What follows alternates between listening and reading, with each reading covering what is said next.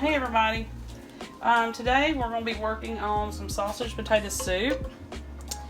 First thing you need to do is get about a pound of Italian sausage, mild or hot, whichever you prefer. Take it out of the casing and put it in a pan and cook it loose. And then when you're about halfway done with that, you need to take it out and leave your drippings in the pan. Add about a couple tablespoons of butter.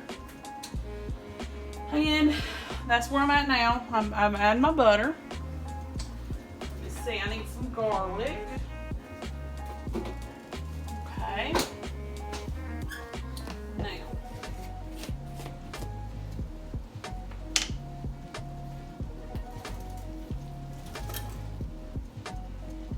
let's see here. I'm trying to get that to melt a little bit. Now what you're going to do is you're going to add your chopped onion, celery, and carrots. So I've cut up a whole onion. I've cut up about a half a cup of carrots and maybe a little bit more, and 2 stalks of celery. So what you're going to do is you want to saute those just a little bit, about 4 minutes, in your drippings and your butter. So let me turn that heat up a little. And we need to add some garlic. Okay. And let that cook. Okay, so we're getting there with our vegetables. I need to get some heavy cream out. Let's see how much heavy cream I'm gonna need. No.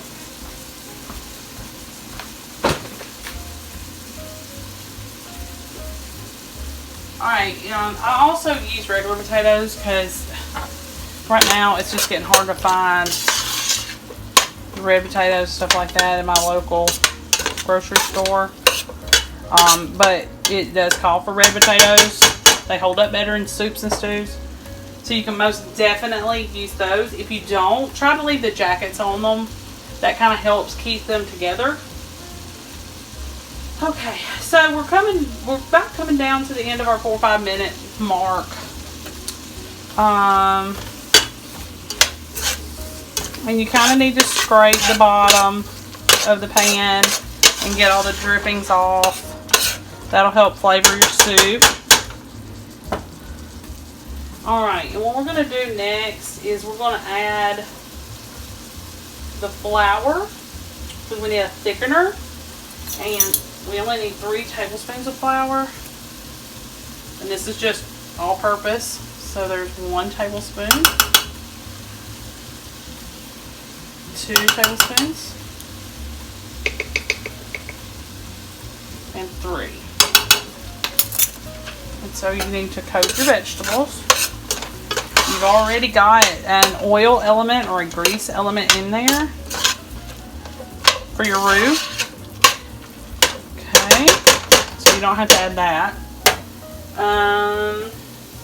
And you need to just kind of cook it for about 2 minutes. And while it's cooking, you can add your chicken broth. You need about 5 cups. So let me see here. The recipe says to kind of just put some in there and try to get, like I said, all of those drippings off the bottom of the pan.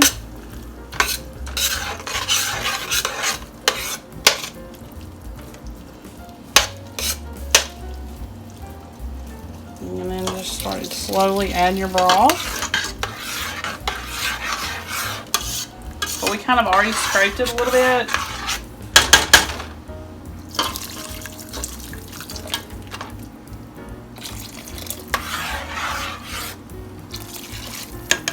Okay, I need a cup more water because I used bouillon on mine. So the bouillon cubes are actually in there. So a cup of water, it'll eventually dissolve and it'll make more broth. Alright. Now, The next thing that we need to do is we need to slowly put the rest of the things in there that the recipe calls for. And we need a cup of heavy cream. So let me get that ready.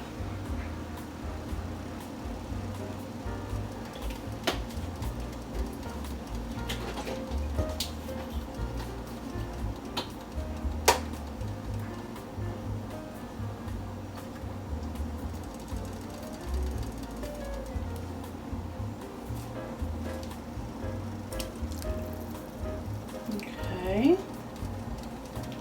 Heavy cream.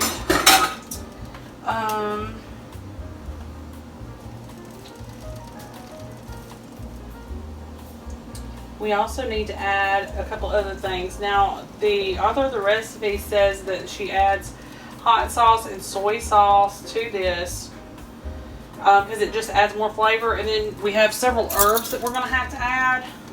So we're going to do all of that too. We're going to do that right now.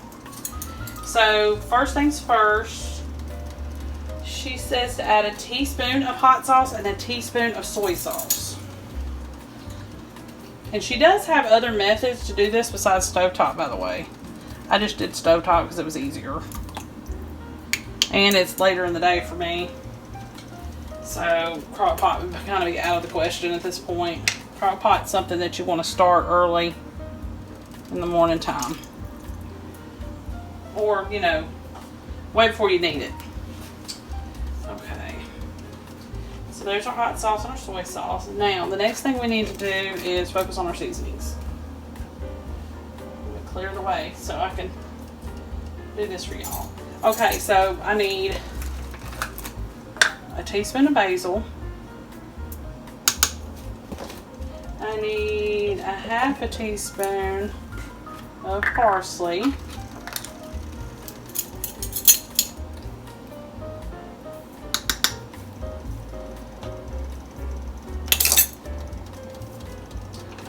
I need, what do we need next? A half a teaspoon of oregano.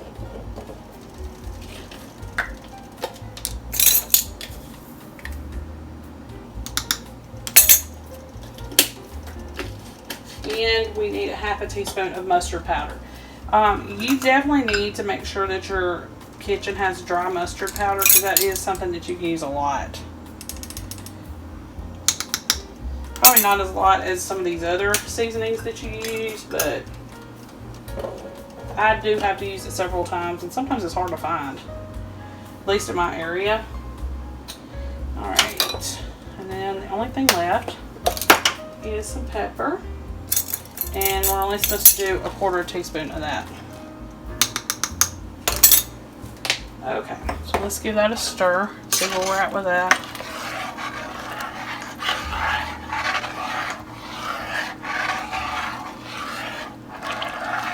Okay. Now,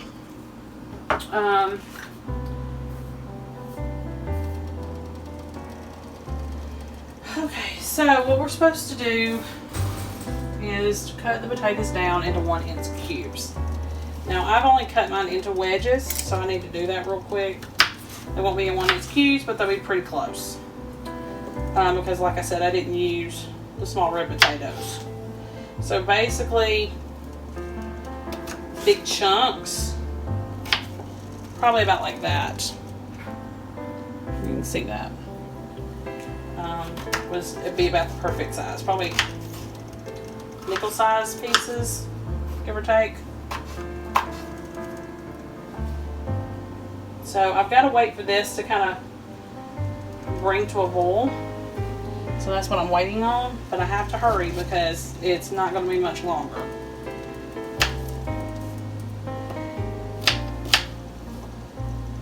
Now what you can usually do if you're waiting, your potatoes are going to turn colors because the air has gotten to them. You need to put them in a bowl of water, and that'll help keep them from turning.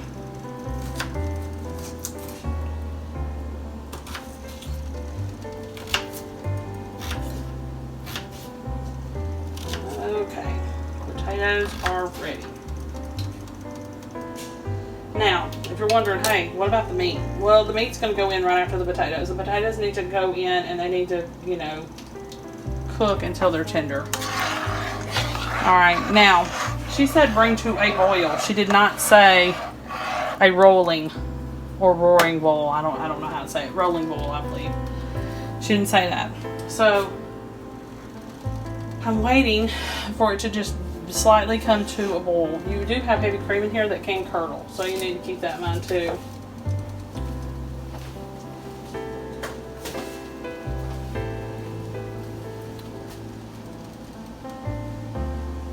And it's just starting to boil.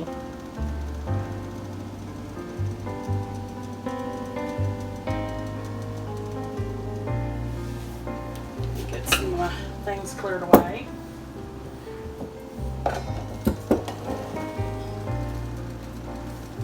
Meat's going to go back in after the potatoes, so we're almost finished.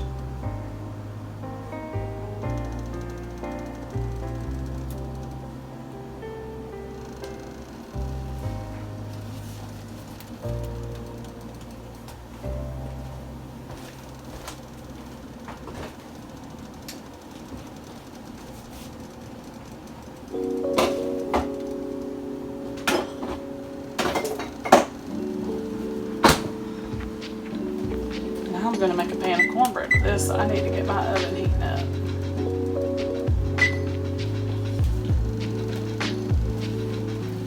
Alright, it's just barely coming to a boil. I'm going to turn it up just a little bit so we can speed up the process. And then we will turn it down to a simmer. So we're bringing it up just to turn it right back down again. And then you will simmer until the potatoes are fork tender, barely fork tender, and then I need to add your meat. And then that's it, you're all done. So this is like a different take on the Tuscan style soup. I want to say it has sausage in it too. So this is a little bit different. It doesn't have spinach in it. Alright, so it's just now starting to bubble.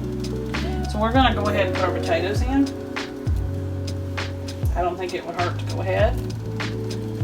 So we're going to go ahead and do that. And see, if you look at my potatoes, if you can tell in the light, in the camera, it's a little bit different. So they are starting to change color. So I need to hurry up and get them in some liquid quickly. Nothing wrong with the potatoes, they're brand new. They just, that's what happens when air gets to them. I did add a little bit extra. I think the recipe calls for 1 1/4 pounds. So I did add a little bit more than that. Alright, so I'm going to turn this down and I'll be back with you in a few minutes. Okay, so we've finally got our potatoes where we need them to be. Just barely fork tender because you're going to want this to simmer a little bit longer. It's about a 45-minute soup after the potatoes go in. I'm going to go ahead and add back my sausage, Italian sausage. Stir that in there.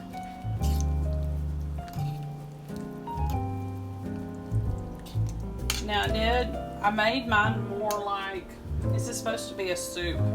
To me, a soup means thinner, waterier, not so much texture.